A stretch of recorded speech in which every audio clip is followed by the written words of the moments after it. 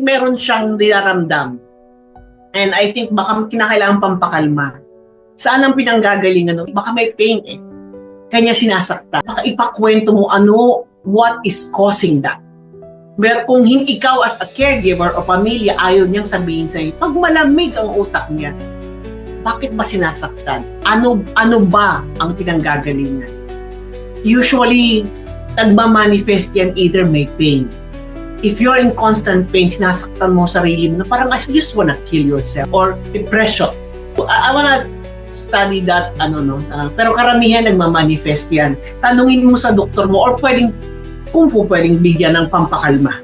Medical emergency yan na dapat sabihin mo sa doktor mo. Pero kung mong lapitan din, baka mamaya masaktan ka, di ba? So, andito lang po ako. Kung ayaw niya mag-say, give them the space. Ngayon, again, you need to go to the doctor to may pampakalma. I-check kung ano yung pinanggagalingan.